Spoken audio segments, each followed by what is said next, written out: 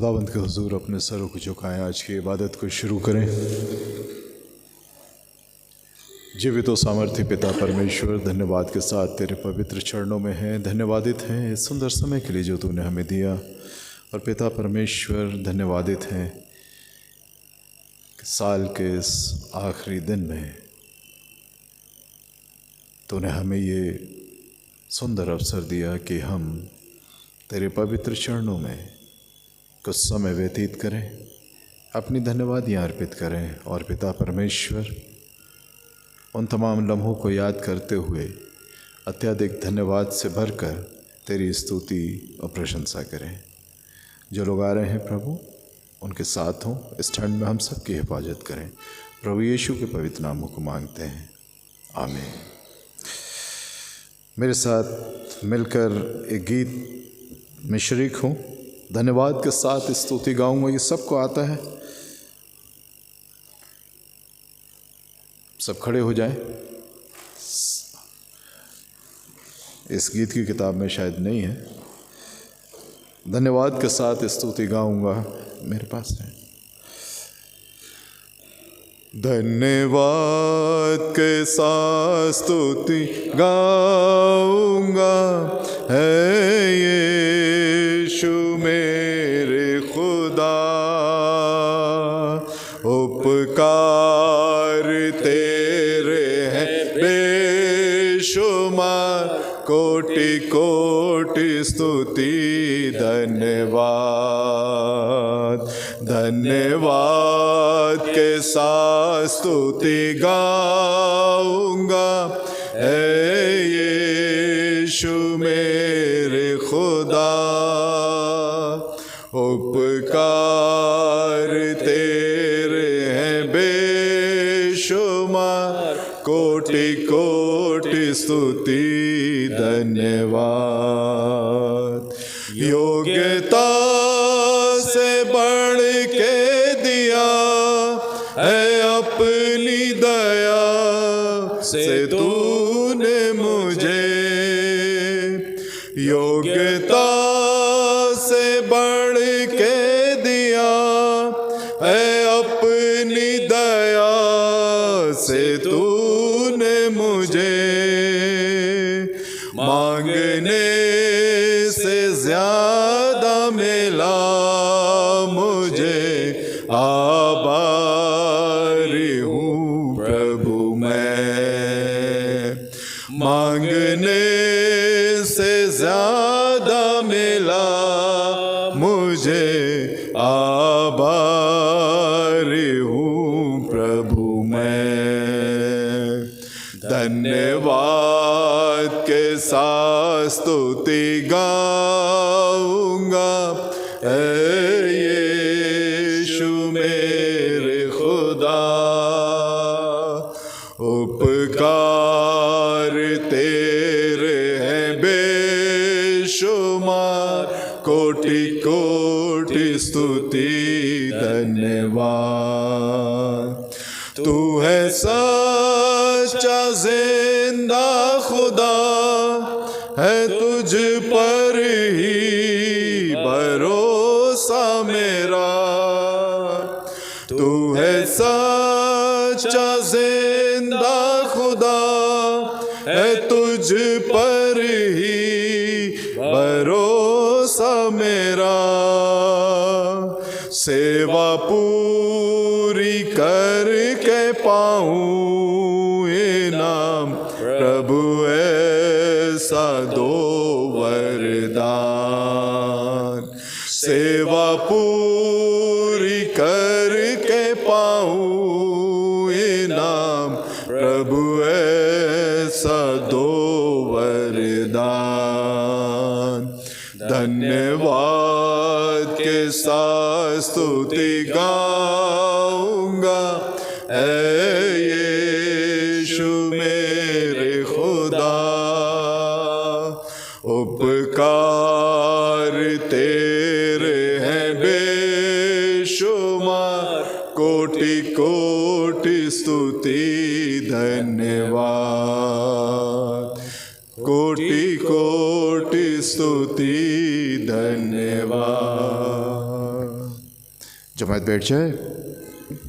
विशेष प्रार्थना का समय है। रेवरेंड विवेक काशीनाथ इस विशेष प्रार्थना में, जो कि धन्यवाद कि हमारी प्रार्थना है वर्ष भर के उन तमाम आशीषों के लिए, परमेश्वर की सुरक्षा, उसके प्रेम, उसकी अगुवाई के लिए, हमारे जीवनों में जो बढ़ोतरी हुई है उसके लिए, बच्चे जो आगे क्लासेस में गए या प्रोफेशनल ट्रेनिंग्स में गए, उस तमाम धन्यवादियाँ हम अपने प्रभु को अर्पित करेंगे। ये वक्त है उस ख़ास दुआ में हम अपने सरों को झुकाएं और रेवरेंड विवेक काशीनाथ इस दुआ में हमारी अगुवाई करेंगे। Praise the Lord. Praise the Lord. Hallelujah. खुदावंत का धन्यवाद हो। वर्ष 2024 अब समाप्ति पर है और थोड़े समय के बाद हम 25 में प्रवेश करने जा रहे हैं। हम प्रभु को धन्यवाद देते हैं बीते वर्ष के लिए जो खुदावंत के अनुग्रह से हम बिताने पाए। जब हम बीते वर्ष पे अपनी दृष्टि डालते हैं तो हम देखते हैं कि खुदावंद का अनुग्रह हम में से प्रत्येक के जीवन में किस अद्भुत रीति से बना रहा।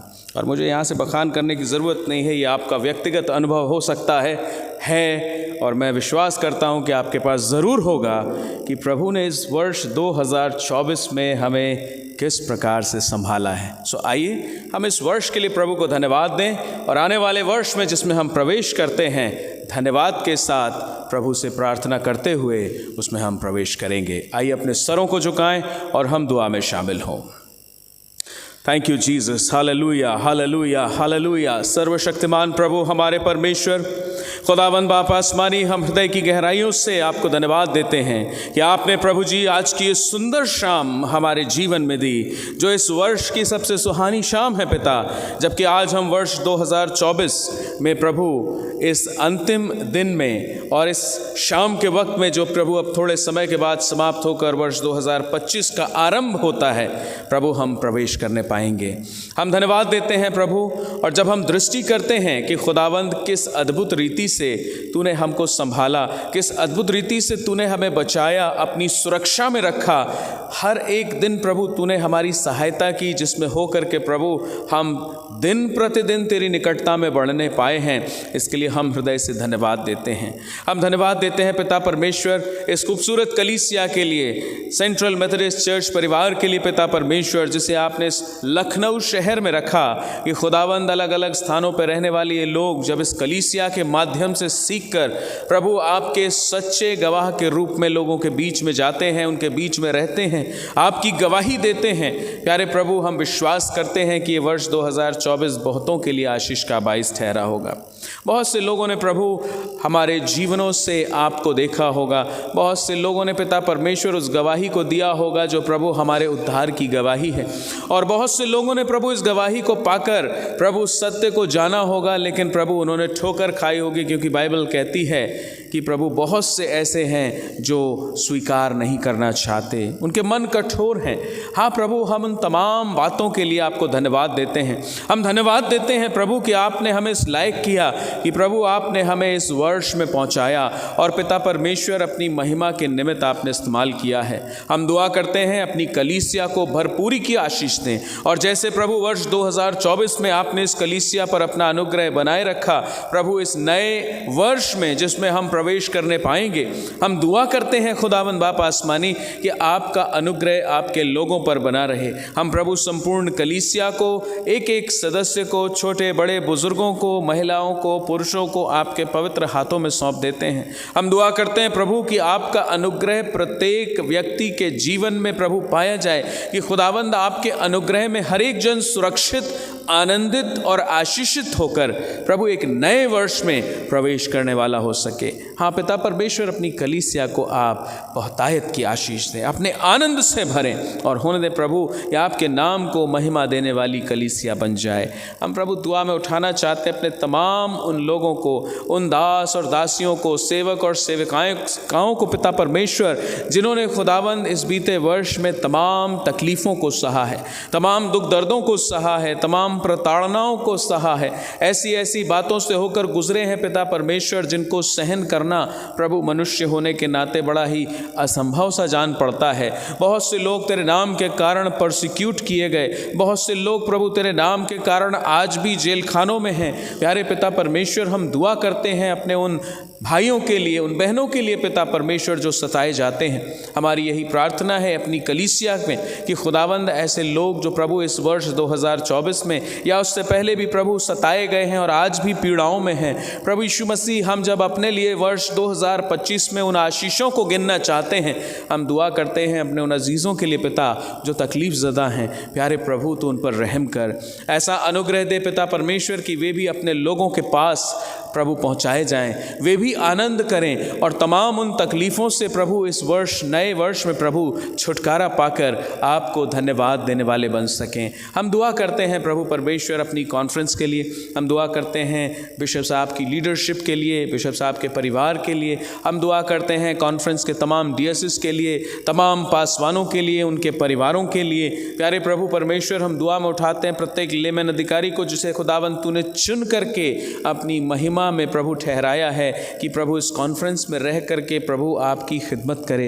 हम दुआ करते हैं पिता परमेश्वर लखनऊ रीजनल कॉन्फ्रेंस के लिए, और समान रूप से हम हर एक व्यक्ति को, लेमन को, क्लर्जीज को प्रभु हम आपके पास लाते हैं। हम दुआ करते हैं प्रभु कि आप उनको संभालें और उनको इस्तेमाल करें, अपनी स्वर्गीय बुद्धि, ज्ञान और समझ दें, पवित्र आत्मा का अभिषेक दें, पवित्र आत्मा का मार्गदर्शन दें, ताकि पिता परमेश्वर हर एक व्यक्ति आपकी खिदमत के लिए प्रभु अपने जीवन को समर्पित करने वाला हो सके, और उस समर्पण के साथ, पवित्र आत्मा की सामर्थ्य के साथ ये नया वर्ष प्रभु न सिर्फ हमारी कॉन्फ्रेंस के लिए लेकिन प्रत्येक कलीसिया के लिए आशीषों का वर्ष ठहरे। हाँ पिता परमेश्वर, आपके वचन की गवाही लोगों के बीच में जाने वाली हो सके, आपके वचन से लोग तृप्त किए जाएं, बहुत सी आत्माएं जीती और बचाई जाएं। प्रभु ये नया वर्ष बहुतों के लिए छुटकारे का वर्ष हो प्रभु, हम ऐसी दुआ करते हैं, दुआ मांगते हैं पिता परमेश्वर, आपका अनुग्रह और आपकी रहमत होने पाए। हम प्रभु विशेष रीति से प्रार्थना करना चाहते हैं तमाम उन लोगों के लिए जो दुख और बीमारी में ग्रसित हैं, परेशान हैं, तकलीफ़ ज़दा हैं, अपने अपने बीमारी के बिस्तरों पर हैं। प्यारे प्रभु, नाम बनाम हम एक एक व्यक्ति को आपके पास लाते हैं। हम दुआ करते हैं प्रभु, अपनी स्वर्गीय चंगाई हमारे उन अजीज़ों को अता फरमाए प्रभु जो इस समय तकलीफ़ में हैं। प्यारे प्रभु परमेश्वर, हम नाम लेकर के दुआ करते हैं कि खुदावंद हमारे वो प्रियजन जो परेशान हैं, उनके परिवार के लोग जो इस समय उनकी तीमारदारी में लगे हुए हैं, प्यारे प्रभु तो उनकी सहायता कर। और जबकि प्रभु मौसम बड़ा ही विपरीत है, ठंडी हवाएँ चल रही हैं, प्यारे प्रभु तो उनकी रक्षा और रहनुमाई कर, अपने लोगों पर रहम कर पिता परमेश्वर। हम दुआ करते हैं, हम दुआ में उठाते हैं अपने उन प्रियजनों को भी जो प्रभु इस मौसम की खराबी के कारण सर्दी, जुकाम और बुखार जैसी समस्याओं से ग्रसित है। दुआ करते हैं प्रभु तूने छू और पूरी रीति से चंगाई दे, ताकि हर एक का जीवन प्रभु आपको धन्यवाद देने वाला हो सके, तंदुरुस्ती अता फरमाए, ताकि प्रभु तेरे नाम को महिमा मिलने पाए। हम दुआ करते हैं प्रभु परमेश्वर, जबकि आपने हमें ये मौका दिया है कि हम प्रभु इस नए वर्ष में प्रवेश करने से पहले उन बीते वर्ष की आशीषों को याद कर सकें, उन बातों को याद कर सकें जिन्हें प्रभु आपने बड़े अनुभव के रूप में हमें दिया है। हम याद कर सकें उन लम्हों को, उन बातों को जब प्रभु हम ऐसा सोचते थे कि शायद अब हम नष्ट हुए जाते हैं। ऐ खुदावंद, तूने हमें मौका दिया कि हम प्रभु इस वर्ष को भली प्रकार से बिताकर एक नए वर्ष में पहुँचें। हम प्रभु दुआ करते हैं कि अपने उस अनुभवों को जिनसे होकर तूने हमें गुजारा है, तूने हमें आशीष दी है। प्यारे पिता परमेश्वर, हमारी यही प्रार्थना है कि तेरा अनुग्रह हम में से प्रत्येक के जीवन पर बना रहे, हम में से प्रत्येक का जीवन आगे बढ़ सके, हर एक के कामकाज पर तेरी बरकत हो, बच्चों की पढ़ाई पर, उनके जीवनों पर तेरी आशीष हो, और हर एक व्यक्ति जो अपनी अपनी उम्र के मुताबिक पाए जाते हैं प्रभु, हम नाम बनाम प्रत्येक को आपके हाथों में देते हैं। दुआ करते हैं तेरी आशीष, तेरा अनुग्रह सब पर पाया जाए। हम दुआ करते हैं इस समय में अपने देश के लिए, अपने प्रदेश के लिए, देश और प्रदेश की लीडरशिप के लिए, तमाम कानून और व्यवस्था के लिए, तमाम न्याय व्यवस्था के लिए। हम दुआ करते हैं प्रभु परमेश्वर, हर एक जिसे आपने ठहराया है कि प्रभु वो आपके लोगों के बीच में रहकर खिदमत करे, लोगों की सेवा करे, जनप्रतिनिधि के रूप में अपनी सेवाओं को दें। हम दुआ करते हैं प्रभु तेरा अनुग्रह सबके ऊपर हो और ये नया वर्ष हर एक के लिए मुबारक हो। हमारे देश की प्रभु तमाम गड़बड़ियों को, तमाम ऐसे लोगों को जो हमारे देश में सांप्रदायिकता को क्रिएट करते हैं, तमाम ऐसे लोगों को जो प्रभु सोच और विचारों के कारण से बहुत से जीवनों को विचलित करते हैं, धर्म और मज़हब के नाम पर बांटते हैं। प्यारे प्रभु, हम हर एक को प्रभु इस वर्ष में आपके पास लाते हैं और ये दुआ करते हैं प्रभु, हर एक ऐसे व्यक्ति से आप बातचीत करें ताकि पिता परमेश्वर देश में शांति का माहौल बना रहे। और खुदावन, जैसे आपका कलाम हमें बताता है कि तुम सत्य को जानोगे और सत्य तुम्हें रिहा करेगा, हम दुआ करते हैं कि प्रभु ये लोग सच्चाई को जाने और सच इनके तमाम उन बंधनों को जो लोभ, लालच, पद और अधिकार के कारण से प्रभु दूसरे लोगों का इस्तेमाल करते हैं, उनको प्रभु बिगाड़ते हैं, उनके मनों को ख़राब करते हैं, ऐसे लोगों का जीवन बदलने वाला हो सके। प्यारे पिता परमेश्वर, हम दुआ करते हैं जैसा आपने कहा कि अपने लोगों के लिए, अपने अधिकारियों के लिए प्रार्थना करो। हम दुआ करते हैं प्रत्येक अधिकारी के ऊपर तेरा अनुग्रह हो, जिनको प्रभु तूने इस देश में, हमारे प्रदेश में और हमारे शहर में जिम्मेदारियां सौंपी हैं। हम नाम बनाम एक एक के जीवन को तेरे पास लाते और दुआ करते हैं कि हर एक चीज़ पर नियंत्रण खुदावंद तू उन्हें बख्श। हमारी प्रार्थना है प्रभु, तू दया कर। एक बार फिर से प्रभु हम सब कुछ आपके मुबारक हाथों में देते हैं। हम दुआ करते हैं जबकि आज की शाम हम सब यहाँ जमा हुए हैं प्रभु, हमारा यहाँ जमा होना आपके चरणों में ग्रहण योग्य ठहरे। हमारे जमा होने के द्वारा से प्रभु आपको महिमा मिले, और जब प्रभु हम यहाँ रहकर आपकी स्तुति प्रशंसा करते हैं, अपने अनुभवों से बांटते हैं प्रभु, आपके वचन को सुनते हैं प्रभु, ये वर्ष का अंतिम समय जो हम व्यतीत करते हैं, हम इस प्रत्येक के लिए आशीष का कारण हो। हर एक जो उपस्थित हैं प्रभु ने आशीष दे, जो मार्ग में है उन्हें सुरक्षित ला, और जो अपने अपने घरों पर हैं, ठंड के कारण से, बुजुर्ग अवस्था या बीमारी के कारण से नहीं आ सकते, छोटे बच्चों के कारण नहीं आ सकते, उनके स्थानों में उन्हें आप भरपूरी की आशीष दें। एक बार फिर से हम चर्च को, चर्च के तमाम कार्यक्रमों को, हम दोनों पासवान अपने आप को, अपने परिवारों को आपके मुबारक हाथों में देते हैं। यही दुआ करते हैं प्रभु, आपने हमें यहाँ ठहराया है, अपने भवन की सेवा में हमें इस्तेमाल करें, और होने दे पिता परमेश्वर हमारे जीवनों से और कामों से आपको महिमा मिलने पाए। कलीसिया उन्नति करे और सब बातों में प्रभु हम आपको धन्यवाद दे सकें। अन्य कार्यक्रमों को जो शेष रह गए हैं आपके मुबारक हाथों में दे देते हैं। धन्यवाद, आपने हमारी प्रार्थनाओं को सुना। बड़े विश्वास के साथ हम इस दुआ को अपने उद्धारकर्ता और मुंजी मसीह यीशु के वसीले से मांग लेते हैं, आमीन। ऐ हमारे बाप, तू जो आसमान पर है, तेरा नाम पाक माना जाए, तेरी बादशाहत आए, तेरी मर्जी जैसे आसमान में पूरी होती है इस ज़मीन पर भी हो। हमारे रोज़ की रोटी आज हमें बख्श दे, जिस रीति से हमने अपने कसूरवारों को माफ़ किया, हमारे कसूरों को माफ़ कर, हमें आजमाइश में न डाल, परंतु बुराई से बचा, क्योंकि बादशाहत, कुदरत और जलाल हमेशा तेरे ही हैं, आमीन।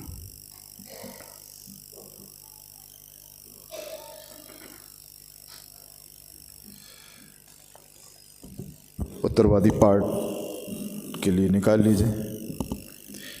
उत्तरवादी पाठ 52 रिस्पॉन्सिव रीडिंग नंबर 52 से पढ़ने में हमारी अगुवाई रेवरेंड ए.पी. लाल करेंगे।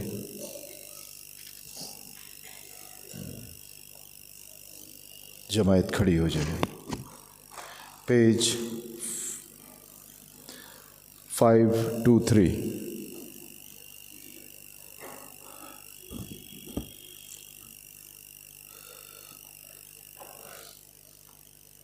इंतखाबी सबक नंबर 52, साल के खात्मे पर शुक्रगुजारी। है खुदा, सयून में तेरी तारीफ़ मुंतज़िर है और तेरे लिए मन्नत पूरी की जाएगी। ऐ दुआ के सुनने वाले, सब बशर तेरे पास आएंगे। बदआमाल मुझ पर गालिब आ जाते हैं, पर हमारी ख़ताओं का कफ़ारा तू ही देगा। मुबारक है वो आदमी जिसे तू बरगुज़ीदा करता है और अपने पास आने देता है, ताकि वो तेरी बारगाहों में रहे। हम तेरे घर की खूबी से यदि तेरी मुक़द्दस हैकल में आसूदा होंगे। हमारे निजात देने वाले खुदा, तू जो ज़मीन के सब किनारों का और समुंदर पर दूर दूर रहने वालों का तकिया है। खौफनाक बातों के ज़रिए से तू हमें सदाकत से जवाब देगा। तू कुदरत से कमर बस्ता होकर अपनी कुव्वत से पहाड़ों का इस्तेकाम बख्शता है। तू समुंदर के और उसकी मौजों की ओर को शोर को और उम्मतों के हंगामे को मौकूफ़ कर देता है। ज़मीन की इंतहा के रहने वाले तेरे मुअजिज़ों से डरते हैं। तू मतलाए सुबह को और शाम गुलाम को शादमानी बख्शता है। तू ज़मीन पर तवज्जो करके उसे सैराब करता है। तू खूब उसे मालामाल कर देता है, खुदा का दरिया पानी से भरा है। जब तू ज़मीन को यूं तैयार कर लेता है तो उनके लिए अनाज मुहैया करता है। तू उनकी रेगारियों को खूब सैराब करता है और उनकी भेड़ों को बिठा देता है। तू उसे बारिश से नरम करता है और उसकी पैदावार में बरकत देता है। तू साल को अपने लुफ्त का ताज पहनता है। और तेरी राहों से रोगन टपकता है। वो बयाबान की चारागाहों पर टपकता है। और पहाड़ियाँ खुशी से कमर बसता है। हम एक साथ पढ़ेंगे। चारागाहों में झुंड के झुंड फैले हुए हैं, वादियाँ अनाज से की हुई हैं, वो खुशी के मारे ललकारती और गाती हैं। हो सीताए बाप के और बेटे के रो को उसकी भी जैसे इब्तिदा में होए है अभी और रहेगे हमेशा तक।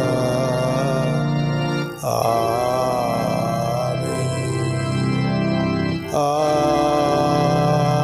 आमीन। जमात मेहरबानी से बैठ जाएं।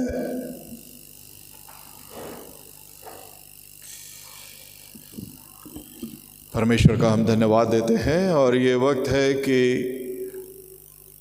हम सब जो यहाँ पर उपस्थित हैं, कोई विशेष बात धन्यवाद की है आपके जीवन में जो आपको लगता है इस समय में ज़रूर है कि उसको शेयर किया जाए।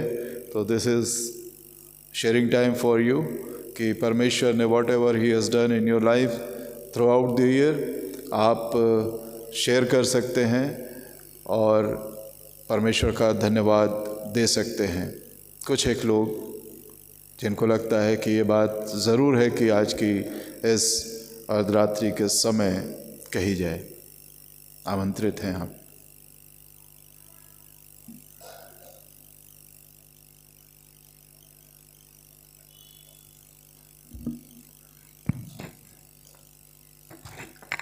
Praise the Lord.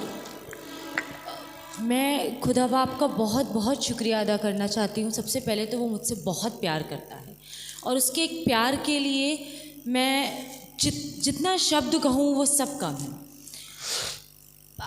From past 3 years मुझे एक बहुत ही रेयर ऑटो इम्यून बीमारी थी जिसकी वजह से मेरी बॉडी में प्रोटीन नहीं बनता था और मेरे बॉडी के स्किन सेल्स अपने आप श्रेड ऑफ होते थे। स्टार्टेड फ्रॉम माई बॉडी, पर धीरे धीरे फिर वो ओरल हाइजीन में आ गए और मेरे गम्स में प्रॉब्लम हो गई। मैं कुछ खा नहीं सकती थी, कंटिन्यूसली ब्लीडिंग होती थी मुंह से, मैं ब्रश नहीं कर सकती थी, बात करते करते मुंह से ब्लीडिंग होती थी। बहुत डॉक्टर्स को दिखाया, किसी को नहीं समझ में आया, बट फाइनली एक डॉक्टर समझ पाए कि मुझे क्या प्रॉब्लम है। कोई इलाज नहीं था। मुझे डॉक्टर ने बोला कि बेटा आपको बहुत पॉजिटिव होना पड़ेगा क्योंकि इसका कोई इलाज नहीं है। बट मैं खुदा का शुक्रिया अदा करना चाहती हूँ कि फाइनली एक ये मिरेकल था। मुझे एक इंजेक्शन लगा जो बहुत रिस्की था, very costly and very risky at the same time. अगर एक छोटी सी भी रिएक्शन मेरी बॉडी में होती तो शायद उसी समय मेरी सांसें थम गई होती। लेकिन मैं खुदा का धन्यवाद करना चाहती हूँ कि इस साल जून में मुझे वो 2 इंजेक्शन्स लगे 15 डेज़ के डिफरेंस पे, और मैं धन्यवाद करती हूँ खुदा का कि ना तो कोई रिएक्शन हुआ और वो 6 घंटे पे लगने थे। उन 6 घंटों में से 1 मिनट भी मुझे कोई रिएक्शन नहीं हुआ, कोई ब्रीदिंग इशू नहीं हुआ, मेरे लंग्स वर वर्किंग प्रॉपरली, मेरी बॉडी बिल्कुल प्रॉपरली फंक्शन कर रही थी। और मैं धन्यवाद करती हूँ प्रभु का कि प्रेज़ गॉड कि मैं बिल्कुल हील हो चुकी हूँ और मुझे पूरा विश्वास है कि वो बीमारी अब मुझे लौट के नहीं आने वाली है। ये पहली गवाही है मेरी लाइफ की। सेकेंड, मैं गुड़गांव में काम करती हूँ और वहाँ के बहुत ही रिनाउंड इंटरनेशनल स्कूल में पढ़ा रही थी। पिछले 4.5 साल से। इस साल अप्रैल में मेरे डायरेक्टर प्रिंसिपल, जो खुद पहले क्रिश्चियन थे, वो चेंज हो गए और कमेटी एक नॉन क्रिश्चियन प्रिंसिपल को लेकर के आई। मुझे नहीं पता, मैं अपनी बोर्ड की ड्यूटी से जब लौट के आई तो वो पहले दिन पे ही उन्होंने मुझे एक चैलेंज थ्रो कर दिया कि मेरी आंखें और नज़रें तुम पे हैं, मैं देखती हूँ तुम यहाँ कितने दिन तक टिकती हो। She did a lot. 4-5 महीने तक मैं वहाँ काम करती रही, बट फाइनली उन्होंने मेरी 2 महीने की सैलरी रोक दी एंड शी कंपेल्ड मी, मेरे ऊपर बहुत सारी चीज़ें लगाई and I was compelled to leave the job in mid session and that was in August में। गुड़गांव जैसी जगह पे जॉब छोड़ना एक बहुत ही बड़ा रिस्क है आपकी करियर लाइफ के लिए, क्योंकि वहाँ कुछ नहीं मिलता। पर मैंने बहुत इंटरव्यूज़ दिए, छोटे बड़े हर स्कूल में इंटरव्यूज़ दिए और हर जगह रिजेक्ट हुई।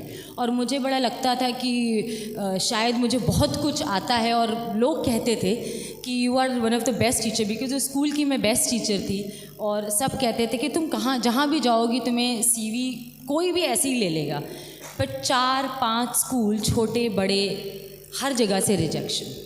मैं टूट गई थी एकदम। I was completely broken. मुझे कुछ समझ में नहीं आ रहा था कि खुदा ये क्यों कर रहा है और क्या कर रहा है मेरे साथ। मैं एक दिन बहुत रो रही थी and I was scrolling through Facebook, और वहाँ पे एक दिल्ली में एक चर्च है, ICM चर्च, उसमें एक पास्टर हैं, पास्टर अरुल। मैं उनका सुनने लगी और मेरे मन से आया कि मैं जाऊँ। 2 बार जाने की कोशिश करी, शैतान कुछ ना कुछ कर देता था, मैं नहीं जा पाती थी। एक दिन मैं सुबह उठी, मेरे घर से 1 घंटा दूर है, मैं वहाँ गई, मैंने अटेंड करा, मैं उनसे दुआ करवाना चाहती थी, कुछ नहीं हुआ। फाइनली मैं बाहर खड़ी थी, वहाँ पे एक सिस्टर मिली, उन्होंने कहा मैं रात में प्रेयर करवाऊँगी। और नेक्स्ट डे मेरे एक ऐसे स्कूल में इंटरव्यू था जिसमें मुझे नहीं पता कि मेरी CV कैसे पहुँची थी। I have simply no clue and that school is one of the best schools of the Delhi NCR। 5 साल से बेस्ट प्लेस टू वर्क है वो। एंड मैंने रात में, पास्टर ने दुआ करी और उन्होंने मुझसे कहा कि सिस्टर कल मैं आपकी खुशखबरी का इंतज़ार करूँगा। मुझे बिल्कुल तब भी यकीन नहीं था कि मेरे साथ क्या होने वाला है। मैं अगले दिन गई, दिन भर मेरा इंटरव्यू चला, सब कुछ हुआ, और शाम को जब मैं 3:30 बजे घर लौटी हूँ, 15 मिनट्स के अंदर वहाँ से फ़ोन आया है, यू आर सेलेक्टेड। एंड मुझे नहीं लगता था, एंड आई वाज लाइक कि जब इतने छोटे छोटे स्कूल में नहीं हुआ तो वो स्कूल जो दिल्ली NCR का नंबर 1 स्कूल है, उसमें मेरा क्या ही होगा। But I am thoroughly blessed, और ये मेरी ज़िंदगी की सबसे बड़ी गवाही है। ये खुदा बाप ने मुझे दिखाया कि वो मुझसे कितना ज़्यादा प्यार करता है और वो मुझे कभी हारने नहीं देगा। चाहे वो ज़िंदगी की लड़ाई हो, चाहे करियर की लड़ाई हो, प्रोफेशनल पर्सनल, हर फ्रंट पे वो मेरे साथ है। और मैं खुदा का धन्यवाद करती हूँ कि आज मैं आपके सामने खड़ी हूँ। Thank you so much. Thank you.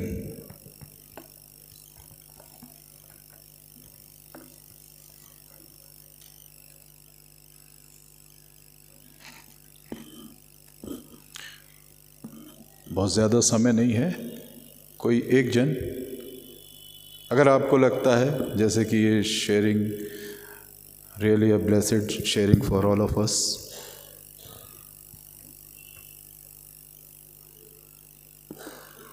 Hallelujah, praise the Lord. मैं परमेश्वर का धन्यवाद करती हूँ आज के दिन के लिए, जो कि परमेश्वर ने मैं ये जिंदगी पर हमको रखा और ख़ासकर अपने हुजूरी में लेकर आए, और परमेश्वर का शुक्रगुजार है। मैं अपनी गवाही देना चाहती हूँ। अभी बीते वक्त में मेरे राइट पैर में काफ़ी प्रॉब्लम हो गया था, और मेरे को आर्थराइटिस हो गया, और मेरे को बहुत लो साउंड करने लगी मैं कि मेरे ख़ानदान में ये प्रॉब्लम नहीं है और मेरे को कहाँ से ये हो गया। लेकिन डॉक्टर ने भी मेरे को एक्सरसाइज वगैरह बताई और कहने लगे कि अगर आपको आराम मिलता है तो ठीक है, अन्यथा आपका ऑपरेशन ही होगा। मैंने खुदा से कहा, खुदा ये हो नहीं सकता कि मेरा ऑपरेशन हो, क्योंकि आप मेरे साथ हो। आपने मुझे अभी तक संभाला और आप आगे भी संभालेंगे। और मैं ट्रीटमेंट करती रही, एक्सरसाइज करती रही, और खुदा का शुक्र करती हूँ कि आज मैं काफ़ी बेहतर हूँ और बिल्कुल मतलब ठीक हो जाऊँगी मैं, और मेरे को कुछ अब ज़्यादा प्रॉब्लम नहीं है। ये है कि कभी कभी थोड़ा जैसे ठंड ज़्यादा पड़ जाती है तब मेरे को होता है। तो मैं खुदा का शुक्र करती हूँ कि खुदा हमसे बहुत प्रेम करते हैं, और परमेश्वर अपने लोगों को कभी भी किसी प्रॉब्लम में छोड़ते नहीं है, बशर्ते है कि हम उस पर भरोसा करें, उसके साथ साथ चलने पाएँ। और मेरी यही दुआ है कि मेरी पूरी कलीसिया ये खुदा के राज में प्रवेश करने पाए, और हर दिन खुदा में ऐसे ही जमा होते रहे, एक दूसरे को उत्साहित करते हुए। और ख़ासतौर मैं शुक्रगुजार हूँ अपने पास्टर जी का कि उन्होंने ये मौका हमको दिया कि हम अपनी खुशी और अपनी बरकत हम अपने लोगों के साथ शेयर करने पाए। Praise the lord. Thank you. So हम परमेश्वर का धन्यवाद देते हैं इन बहुत ही खूबसूरत और धन्यवाद से भरी हुई इन धन्यवादियों का परमेश्वर अपनी आशीष में, अपने अनुग्रह में इसी प्रकार से आगे बढ़ाए। और हम जानते हैं कि ये वक्त हमारे लिए है कि हम परमेश्वर के साथ कुछ समय व्यतीत करना चाहते हैं। साल के इस अंतिम, इसी को एट द 11th आवर कहा जाता है कि न सिर्फ दिन का, महीने का, बल्कि इस साल का ये अंतिम घंटा है जिसमें हम लोग को परमेश्वर ने ये बड़ा ही सुंदर अवसर दिया है कि हम परमेश्वर के भवन में उसके साथ, उसके लोगों के साथ संगति करें। प्रभु यीशु मसीह जब इस संसार में थे और अपने चेलों के साथ थे, एक ऐसा ही समय वहाँ पर भी आ पहुँचा था जब उसको ये महसूस हुआ, उसने ये जान लिया कि now this is the time for me to leave this world. मेरा I have completed my mission, मेरा जो उद्देश्य था, जो इस परियोजना के तहत मैं इस संसार में आया था, अब वो अंतिम समय है जब मैं इन्हें छोड़ के जाऊंगा। और वो समझते थे इस बात को बेहतर तरीके से कि ये this will be a very tough time for my disciples. बहुत कठिन समय होगा, उस समय को जीना, उसका सामना करना, ये कहीं से भी उनके लिए आसान नहीं होगा कि इसको कैसे वो बर्दाश्त करें, सहन करें कि एक ऐसा अगुआ जिसके साथ रहकर वो संसार में कुछ भी, किसी भी परिस्थिति का सामना कर सकते थे और कुछ भी कर सकते थे। और बड़ा उनमें साहस था।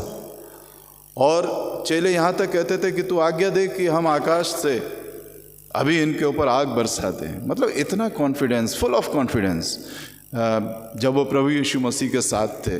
ठीक उसी तरह से जब जैसे बच्चा गोद में होता है तो नीचे अगर कोई कुत्ता भौंक रहा हो तो वो ऊपर से बड़ा शोर मचाता है, बड़े हाथ पैर मारता है उसको, जैसे कि वो भगा देगा। तो इतना ही, ऐसा ही कॉन्फिडेंस चेलों में था कि हम कुछ भी कर सकते हैं क्योंकि प्रभु यीशु मसीह हमारे साथ है, हम किसी भी चीज़ का सामना कर सकते हैं। But this last time has come. और इस अंतिम समय में अगर प्रभु यीशु मसीह कुछ उन्हें बता सकते थे, कह सकते थे, तो वो यही था कि उनको उस कॉन्फिडेंस में बनाए रखना, उस उत्साह में बनाए रखना, उस सामर्थ्य को वो कमी उसमें महसूस ना करें और इतना उनको कंफर्ट कर दें कि वो जो कठिन समय आने वाला है, थोड़ा सा इसकी विस्लिंग हो रही, थोड़ा सा डाउन, कि उसका वो सामना कर लें। नो डाउट कि प्रभु यीशु मसीह जानते थे कि अब क्या कुछ घटित होगा। उन्हें ये भी मालूम था कि वो घड़ी आएगी जब ये सारे के सारे मुझे छोड़कर चले जाएंगे। लेकिन उसके बावजूद उसकी जिम्मेदारी थी कि वो उनके अंदर साहस को भरे। और एक बहुत बड़ी बात प्रभु यीशु मसीह यहाँ पर कहते हैं, एक डिक्लेरेशन है यहाँ पर, और उस डिक्लेरेशन में वो उन्हें उत्साहित भी करते हैं और अपने उस मिशन जिसके तहत वो इस संसार में आया था उसको उनके सामने रखते हैं। ये मिलता है हमें यूहन्ना रचित सुसमाचार, the gospel of John 16 chapter, last verse and last part of this verse. आखिरी अध्याय, इस 16वें अध्याय के आखिरी हिस्से में बिल्कुल अंतिम हिस्सा है जहाँ पर ये लिखा है, परंतु डांडस बांधो, मैंने संसार को जीत लिया है। परंतु डांडस बांधो, बी ऑफ गुड चीयर, डांडस बांधो, यानी कि निराश होने की, घबराने की कोई आवश्यकता नहीं है। क्योंकि यहाँ इन हिस्सों में हम देखते हैं 14वें अध्याय से जो ये शुरू होता है, तो प्रभु यीशु मसीह उनके अंदर बड़े उत्साह को भर रहे हैं, बहुत सी चीज़ें उनके सामने रख रहे हैं। वो बताना चाहते हैं कि मार्ग जिसे तुमने चुना है वो सही है, मैं ही वो मार्ग हूँ, मैं सत्य हूँ, मैं जीवन हूँ। प्रभु यीशु मसीह उन्हें बताना चाहते हैं कि बिना मेरे द्वारा कोई पिता के पास नहीं पहुँच सकता।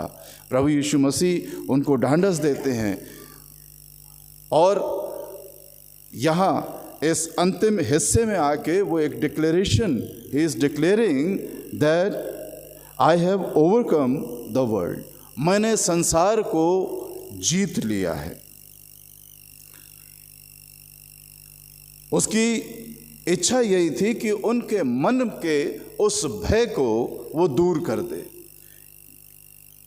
क्योंकि बार बार प्रभु यीशु मसीह उनके सामने जब इस बात को कहते हैं कि मैं इसलिए आया हूँ कि पुरनिये, शास्त्री, फरीसी मेरा मजाक उड़ाएं, मेरा उपहास करें, मुझे प्रताड़ित करें और अंततः मुझे उस सलीब के ऊपर चढ़ा दें और मैं मारा जाऊं। और जब जब प्रभु यीशु मसीह इस बात को कहते हैं और कठोर बातों को उनके सामने कहते हैं तो चेले बड़े नाखुश होते हैं। और यहाँ तक कि प्रभु यीशु मसीह को अपने उन ख़ास शिष्यों में से डांटना भी पड़ता है। वो उसको बहुत सख्त लहजे में डांटते हैं। प्रभु यीशु मसीह अपने उस मिशन को उनके सामने रखते हैं 16वें अध्याय में मत्ती के, और कहते हैं कि अवश्य है कि मैं यरूशलेम को जाऊं और पुरनिये और प्रधान याजकों और शास्त्रियों के हाथ से बहुत दुख उठाऊं और मार डाला जाऊं और तीसरे दिन जी उठूं। इस पर पतरस उसे अलग ले जाकर झिड़कने लगा। यानी कि पहली बातों के ऊपर उसका पूरा विश्वास था कि ये घटित हो जाएंगी, लेकिन जो अंतिम बात थी उसको उसने कोई तवज्जो नहीं दी। अगर वो उस अंतिम बात को तवज्जो देता तो वो शायद आनंद से बहुत उत्साहित होता कि ये कैसे होगा, ये पूछने का साहस करता हो। लेकिन हम अक्सर जो सतही बातें हैं उनको बड़े गंभीरता के साथ और बड़े मजबूती के साथ पकड़ लेते हैं, उसको बिल्कुल सच मान लेते हैं।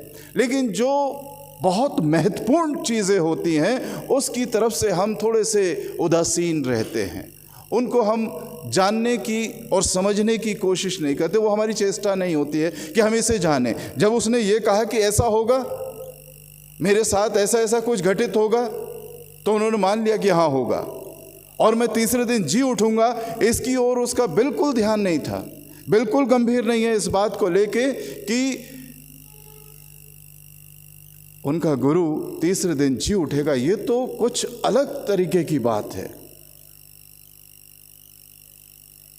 संसार ने हमेशा जब भी आप कुछ अलग तरीके से कुछ करते हैं उसको नज़रअंदाज करता है, लेकिन जब एक रूटीन वे में कोई चीज़ चल रहा होता है वो बड़ा प्रेज़वर्दी होता है।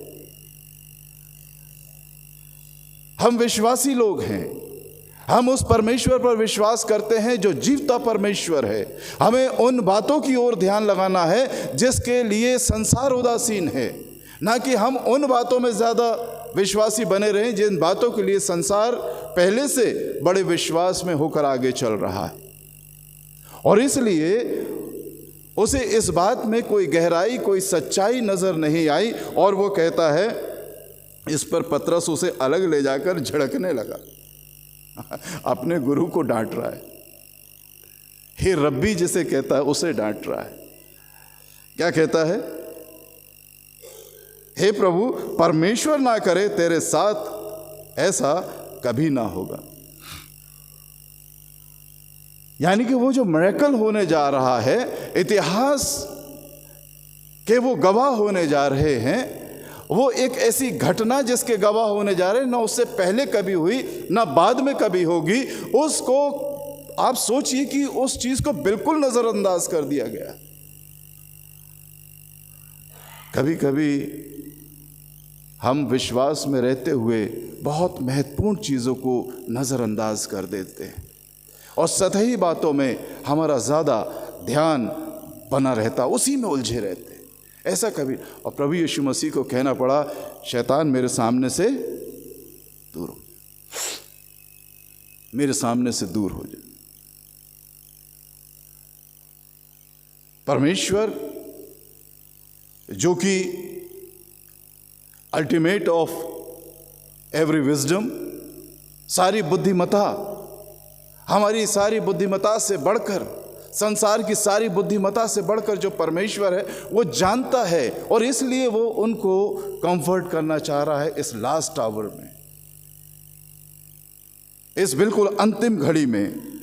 प्रभु यीशु मसीह उनसे जो बातचीत कर रहे हैं।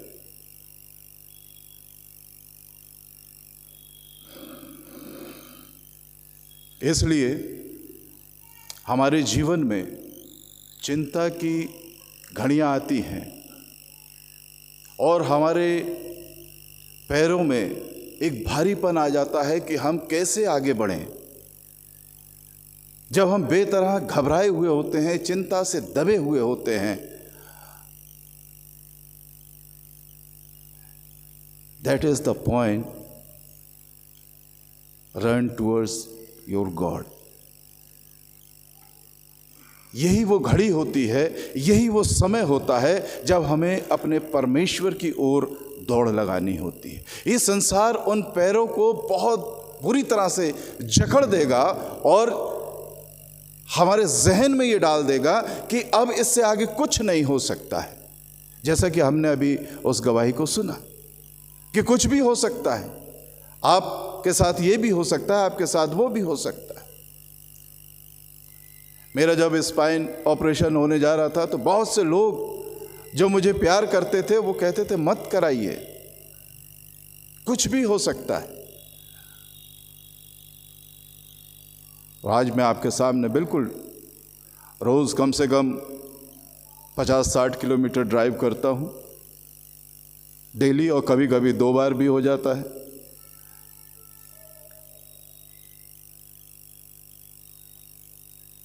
कुछ भी हो सकता है। अरे जब कुछ भी हो सकता है तो हम परमेश्वर के पास क्यों ना जाएं? जब कुछ होना ही है तो हमारे परमेश्वर के संगति में हो।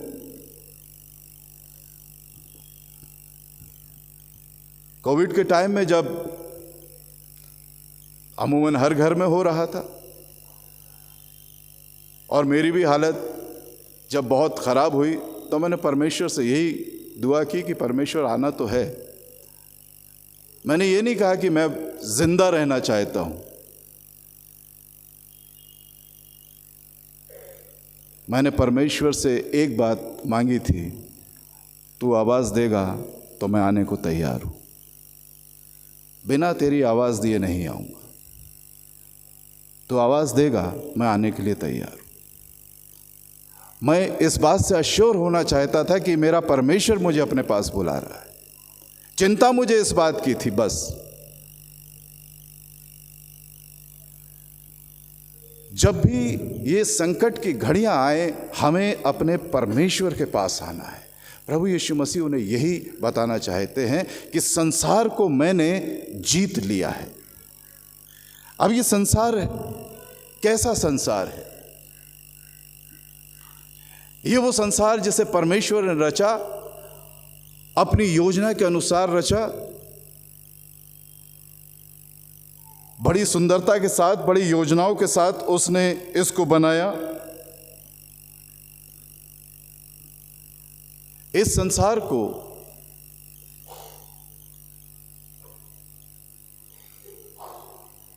अंधकार की ताकत ने अपनी अधीनता में कर लिया। उस संसार को प्रभु यीशु मसीह कहता है कि वो जो अंधकार की ताकतें थीं उसके ऊपर मैंने जय प्राप्त कर ली। पिलातुस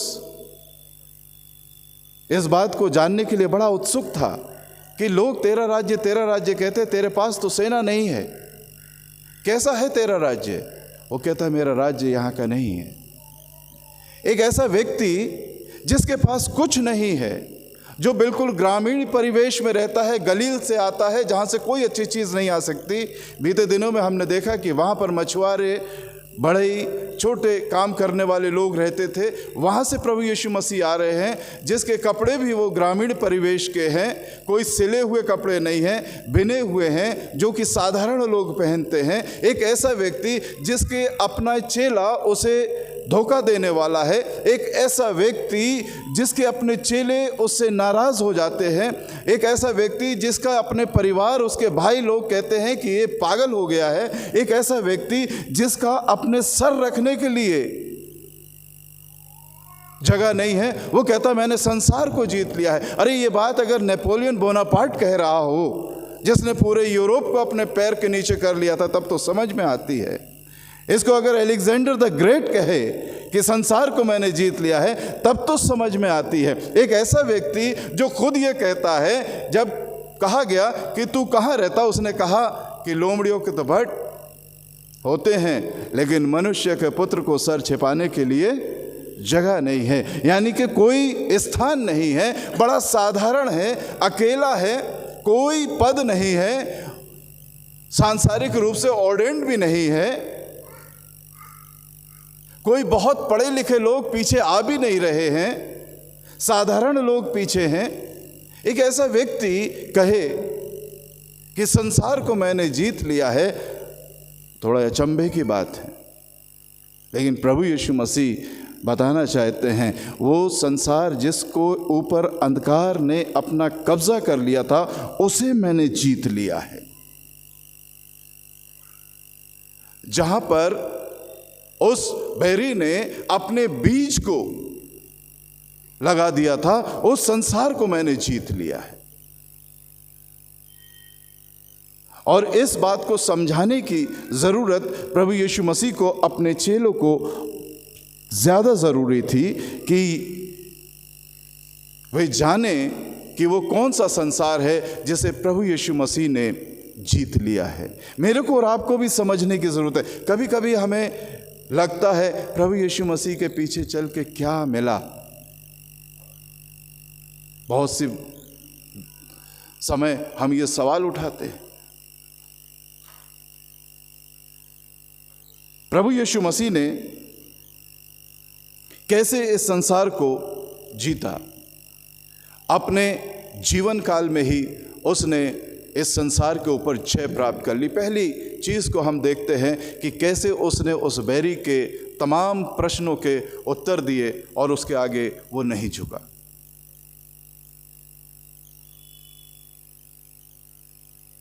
जिन बातों में हम बड़ी आसानी से फंस जाते हैं, वहां पर प्रभु यीशु मसीह बड़ी दृढ़ता के साथ उसके सामने खड़ा रहा, क्योंकि उसे मालूम था कि मैं जिस बिजनेस में हूं, that is very serious business. लोग नहीं समझ रहे, उसके अपने माँ बाप नहीं समझते थे। हम तुझे ढूंढते हैं, तू कहाँ है? वो कहता है मैं तो अपने पिता का काम कर रहा हूं, मुझे अपने पिता के घर में होना अवश्य है। जब वो इस संसार में था तो उसने यही किया, और जब वो ये करता रहा तो हम पाते हैं कि परमेश्वर कहता है कि ये मेरा प्रिय पुत्र है, मैं इससे अत्यंत प्रसन्न हूं। इस संसार में रहते हुए प्रभु यीशु मसीह ने इस संसार को अपने कामों से जीत लिया। कहीं पर भी हम किसी भी परिस्थिति में प्रभु यीशु मसीह को हारा हुआ नहीं देखते। तमाम शास्त्री और फरीसी आते थे, लेकिन निरुत्तर होकर, पराजित होकर प्रभु यीशु मसीह के सामने से वापस चले जाते थे। हर घड़ी में, हर परिस्थिति में प्रभु यीशु मसीह ने इस बात को साबित कर दिया कि इस संसार में रहते हुए हम इस संसार के उन अंधकार की ताकतों के आगे विजयी साबित कर सकते हैं अपने आप को। लेकिन हमारा एक बड़ा प्रसिद्ध जुमला है ना, जुमले बड़े प्रसिद्ध हो जाते हैं, और वो क्या है? इंसान तो गलतियों का नहीं, याद है आपको? मुझे कोई होमवर्क कराना नहीं पड़ा। गलती का पुतला है।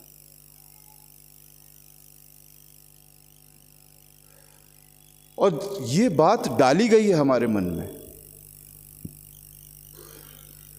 ये बात हमारे मन में डाली गई है। और इसको यूं भी कह सकते हैं, this is a seed of Satan.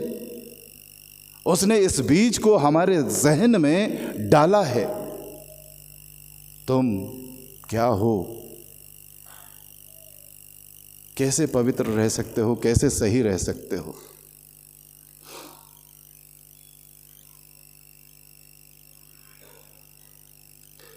Wasim Barelvi ने कहा है, बड़ी मुश्किल से संभाला है मैंने इस जिंदगी को, बड़ी मुश्किल से संभाला है मैंने अपने आप को, इस जिंदगी को।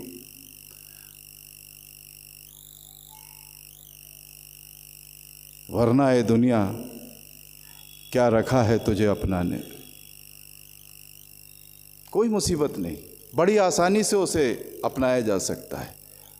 लेकिन हम किस तरह की दुनिया को, और किस तरह की दुनिया को परमेश्वर ने जीता है। This world who is thankless world, world without God. और यही उसने चाहा था कि जिस संसार को, जिस मनुष्य को परमेश्वर ने रचा है अपनी संगति के लिए, उसे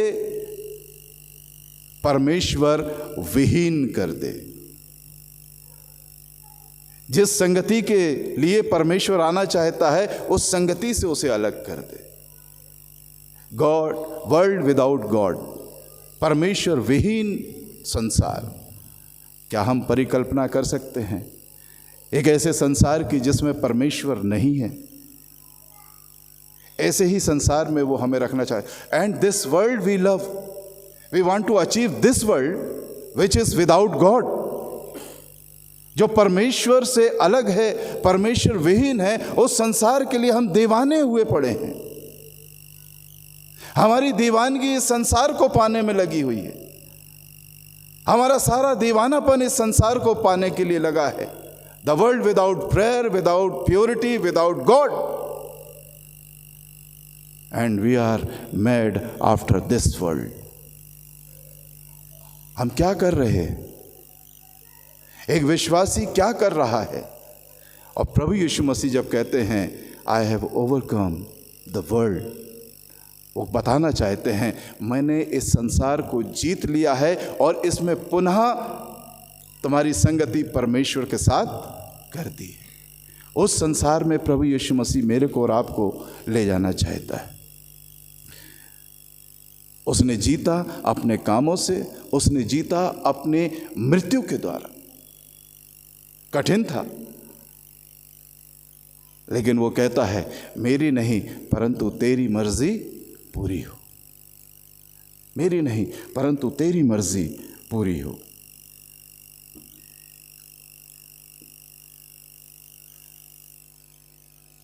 उसने इस संसार को हमें दिया अपने पुनरुत्थान के रूप में। अब लोग बड़े परेशान हैं क्योंकि उन्हें विश्वास है कि तीसरे दिन भी हम जाएंगे तो उसकी बॉडी वहीं पर मिलेगी, वो वहीं पर होगा। और इसीलिए वो सारे इंतज़ाम के साथ, सारे मसाले, सारे लेप लेके वे वहाँ पर पहुँचती हैं। लेकिन फरिश्ता उनसे क्या कहता है? तुम जिंदे को क्यों मुर्दों में ढूंढ रही? वो जी उठा है, अपने कथन के अनुसार जी उठा है। उसने संसार को जीत लिया है। उसने मेरे और आपके लिए इस संसार को जीता है। और हम अभी तक, आदम तो गलतियों का पुतला है, उसी में अटके हुए हैं।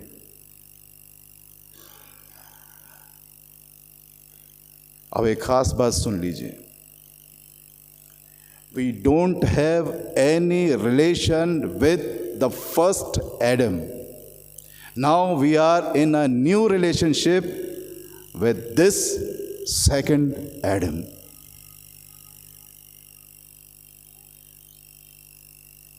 प्रभु यीशु मसीह जी कर पुनरुत्थित होकर उस तीसरे दिन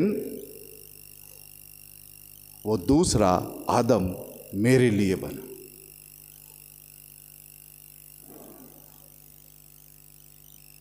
कुरिन्थियों में बड़े सुंदर तरीके से इसका जिक्र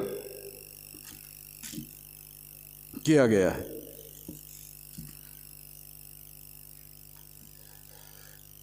पहला कुरिन्थियों 15 उसके 4 में कहता है, 1 Corinthians 15:4, और गाड़ा गया और पवित्र शास्त्र के अनुसार तीसरे दिन जी भी उठा। तीसरे दिन जी भी उठा। 14वां पद कहता है, और यदि मसीह नहीं जी उठा तो हमारा प्रचार करना व्यर्थ और तुम्हारा विश्वास करना भी व्यर्थ। This second Adam is important for me and you. वो पहला हमारे किसी काम का नहीं है, और इसलिए वो ये कहता है 22वां पद, जैसे आदम में सब मरते हैं वैसे ही मसीह में सब जिलाए जाएंगे। आदम में अगर हम बने रहे, अगर हमारा union, if we are in union of first Adam, we will die.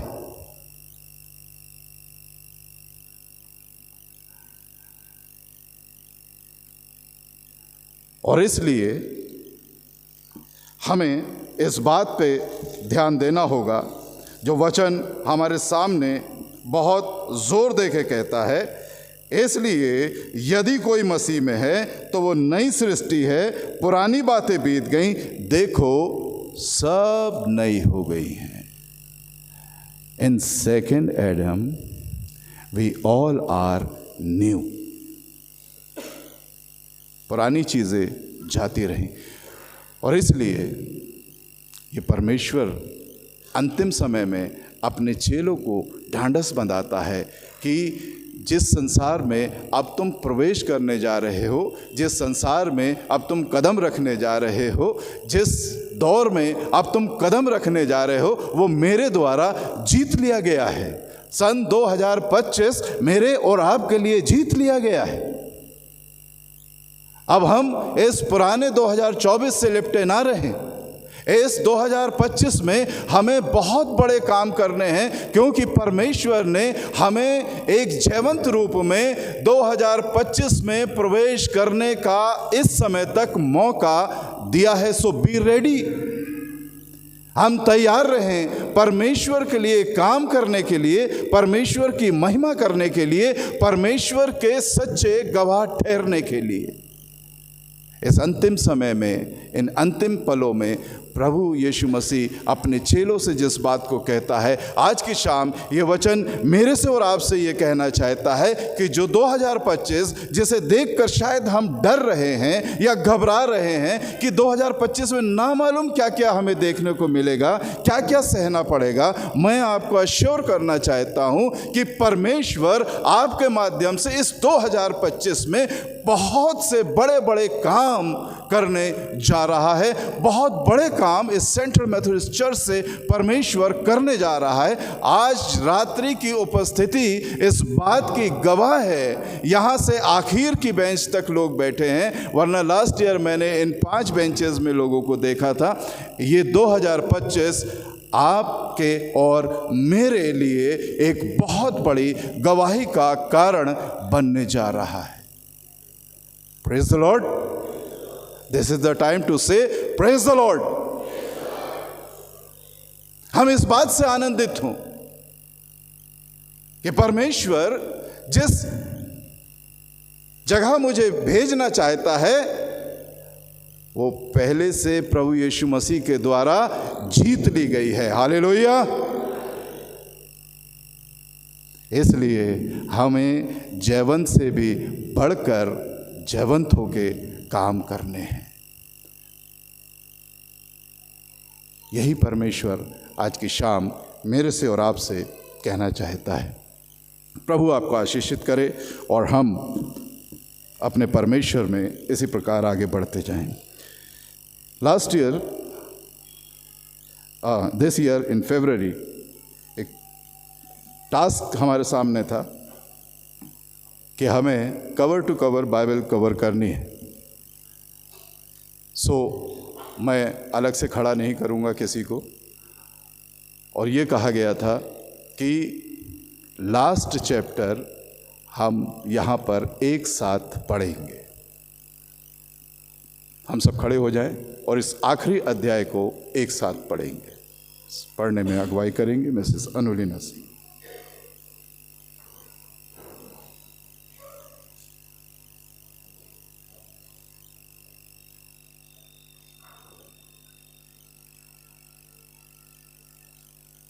एक साथ पढ़ेंगे इसको। परमेश्वर का धन्यवाद कि इस वर्ष उसने हमें ये मौका दिया कि हम इस पवित्र शास्त्र को कवर टू कवर पढ़ने पाए। आज इस अंतिम समय में 2024 के इस पवित्र शास्त्र के अंतिम अध्याय को पढ़ेंगे, एक साथ पढ़ेंगे ज़ोर से। फिर उसने मुझे बिलौर की सी झलकती हुई जीवन के जल की नदी दिखाई, जो परमेश्वर और मेमने के सिंहासन से निकलकर उस नगर की सड़क के बीचों बीच बहती थी। नदी के इस पार और उस पार जीवन का वृक्ष था। उसमें 12 प्रकार के फल लगते थे और वो हर महीने फलता था, और उस वृक्ष के पत्तों से जाति जाति के लोग चंगे होते थे। फिर श्राप ना होगा, और परमेश्वर के मेमने का सिंहासन उस नगर में होगा, और उसके दास उसकी सेवा करेंगे। वे उसका मुंह देखेंगे और उसका नाम उनके माथों पर लिखा हुआ होगा। फिर रात ना होगी और उन्हें दीपक और सूर्य के उजाले की आवश्यकता ना होगी, क्योंकि प्रभु परमेश्वर उन्हें उजियाला देगा। वे युगानुयुग राज्य करेंगे। फिर उसने मुझसे कहा, ये बातें विश्वास के योग्य और सत्य हैं। प्रभु ने भविष्य वक्ताओं की आत्माओं का परमेश्वर है अपने स्वर्गदूतों को इसलिए भेजा कि अपने दासों को वे बातें जिनका शीघ्र पूरा होना अवश्य है दिखाएं। देख, मैं शीघ्र आने वाला हूँ। धन्य है वह जो इस पुस्तक की भविष्यवाणी की बातें मानता है। मैं वही यूहन्ना हूँ जो ये बातें सुनता और देखता था, और मैंने सुना और देखा, और मुझे ये बातें सिखाता था, और उसके पाँवों पर दंडवत करने के लिए गिर पड़ा। पर उसने मुझसे कहा, देख, ऐसा मत कर, क्योंकि मैं तेरे और तेरे भाई भविष्यवक्ताओं और इस पुस्तक की बातों के मानने का संगी दास हूँ। परमेश्वर को दंडवत कर। फिर उसने मुझसे कहा, इस पुस्तक की भविष्यवाणी की बातों को बंद मत कर, क्योंकि समय निकट है। जो अन्याय करता है वो अन्याय ही करता रहे, और जो मलिन है वो मलिन बना रहे, और जो धर्मी है वो धर्मी बना रहे, और जो पवित्र है वो पवित्र बना रहे। देख, मैं शीघ्र आने वाला हूँ, और हर एक के काम के अनुसार बदला देने के लिए प्रतिफल मेरे पास है। मैं अल्फ़ा और ओमेगा, पहला और अंतिम, आदि और अंत हूँ। धन्य वे हैं जो अपने वस्त्र धो लेते हैं, क्योंकि उन्हें जीवन के वृक्ष के पास आने का अधिकार मिलेगा, और वे फाटकों से होकर नगर में प्रवेश करेंगे। पर कुत्ते और टोहने और व्यभिचारी और हत्यारे और मूर्ति पूजक और हर एक झूठ का चाहने वाला और गढ़ने वाला बाहर रहेगा। मुझ यीशु ने अपने स्वर्गदूत को इसलिए भेजा कि तुम्हारे आगे कलीसियाओं के विषय में इन बातों की गवाही दे। मैं दाऊद का मूल और वंश और भोर का चमकता हुआ तारा हूँ। आत्मा और दुल्हन दोनों कहती हैं, आ, और सुनने वाला भी कहे, आ। जो प्यासा हो वो आए, और जो चाहे वो जीवन जल से मेट ले। मैं हर एक को जो इस पुस्तक की भविष्यवाणी की बातें सुनता हूँ गवाही देता हूँ। यदि कोई मनुष्य इन बातों में कुछ बढ़ाए तो परमेश्वर उन विपत्तियों को जो इस पुस्तक में लिखी है उस पर बढ़ाएगा। क्योंकि कोई इस भविष्यवाणी की पुस्तक की बातों को कुछ निकाल डाले तो परमेश्वर जीवन के वृक्ष और पवित्र नगर में से उसका वर्णन इस पुस्तक में है, उसका भाग निकाल देगा। जो इस बातों की गवाही देता है वह ये कहता है, हाँ मैं शीघ्र आने वाला हूँ। आमीन। हे प्रभु यीशु आ। प्रभु यीशु का अनुग्रह पवित्र लोगों के साथ रहे। आमीन। परमेश्वर के वचन के पढ़े और सुने जाने पर आशीष हो। आमीन।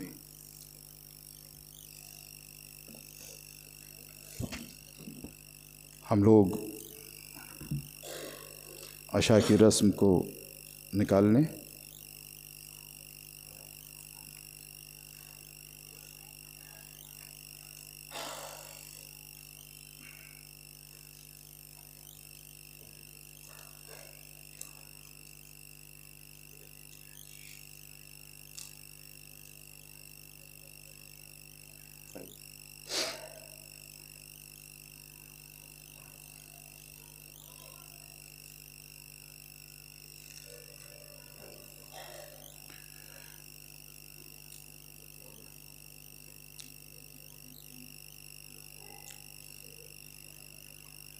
इसलिए तुम जो दिलो जान से अपने गुनाहों से सच्ची तौबा करते और अपने पड़ोसियों से प्यार और मोहब्बत रखते हो और आगे को खुदा के हुक्मों की पैरवी करके और उसकी पाक राहों में चल के नई ज़िंदगी बसर करने का इरादा रखते हो, ईमान के साथ पास आओ और अपनी तसल्ली के लिए इस पाक सैक्रमेंट को लो और आजी से घुटने टेक कर कादर मुतलक के हुजूर फिरौतनी से ये इकरार करो। इस दुआ में शामिल हों सब।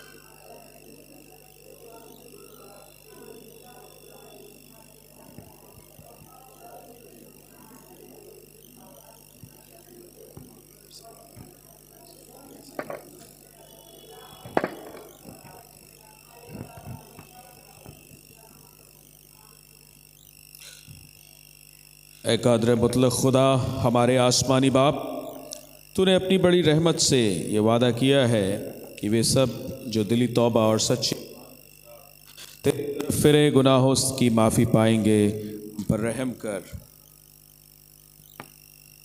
हमारे सारे गुनाहों को माफ़ कर और उनसे हमें रिहाई दे और सारी मसीही फजलतों में हमें कायम और मजबूत कर और हमेशा की ज़िंदगी बख्श, हमारे खुदाबंद यीशु मसीह के वसीले से।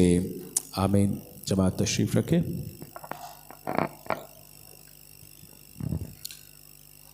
सुनो कि कलाम हलीम और तैयब के लिए क्या कहता है।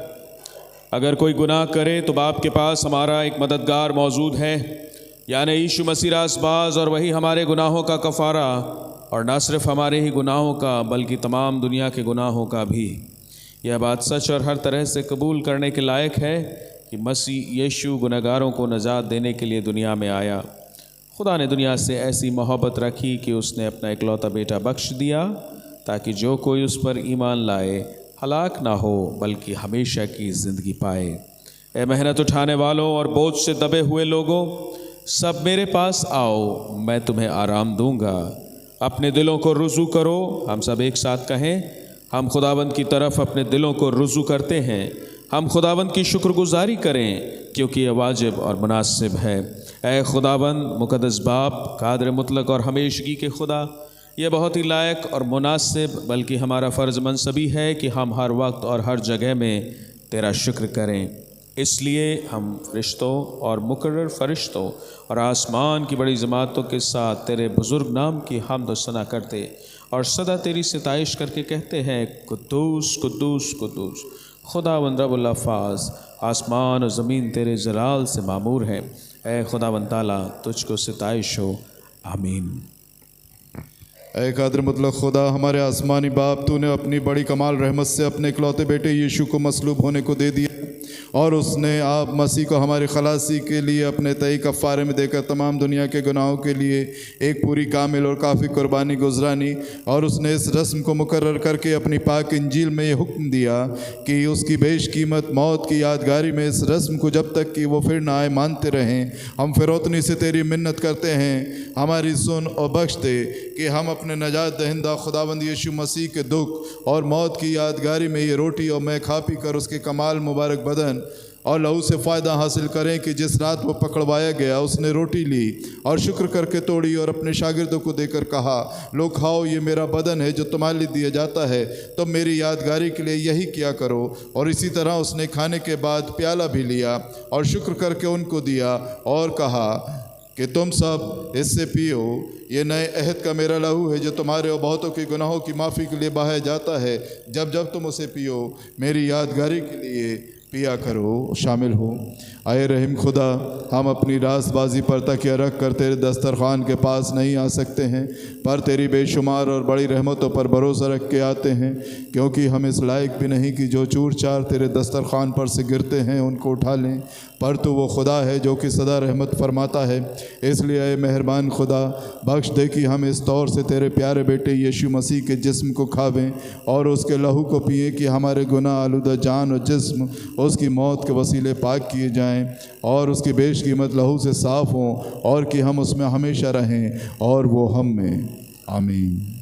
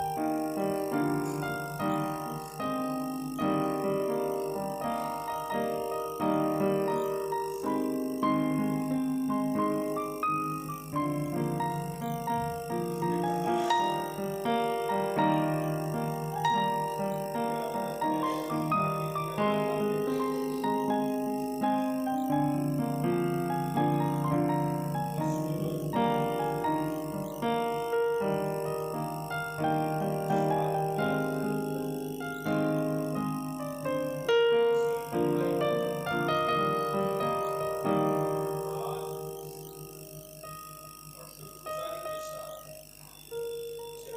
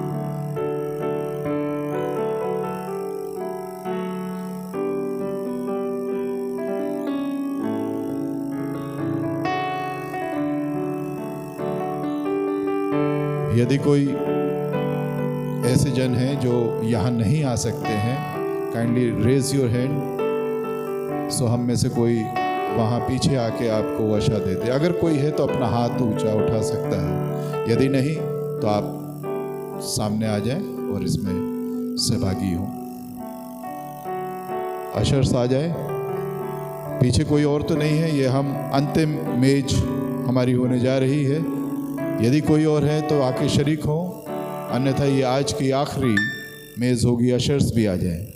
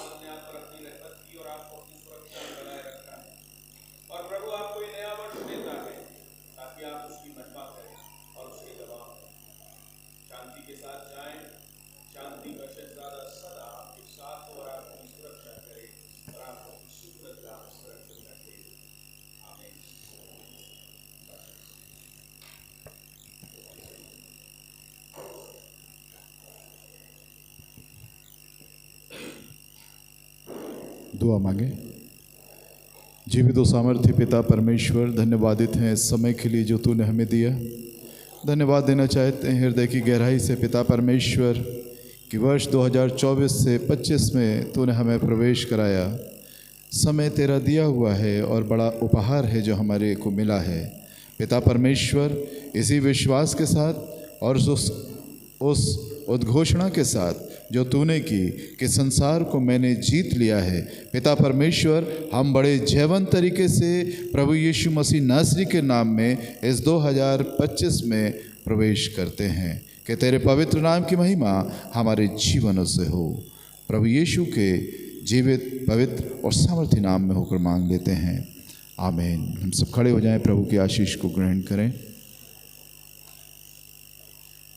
अब हमारे प्रभु यीशु मसीह का अनुग्रह, परमेश्वर पिता का प्रेम और पवित्र आत्मा की सहभागिता हम सबों के साथ, दुनिया के कुल विश्वासियों के साथ इस 2025 से लेकर तेरे दोबारा आने तक होती रहे, आमीन।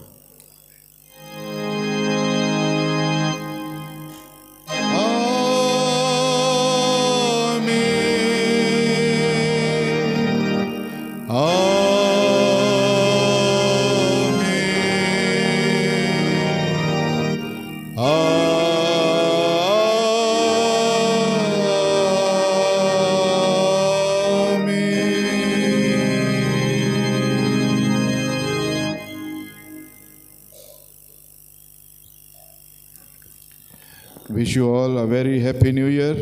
May God bless you in this 2025. Thank you भाई साहब। आप सबको नए वर्ष 2025 की ढेरों शुभकामनाएं अपने अपने परिवार की ओर से आपको देता हूँ। May God bless all of you.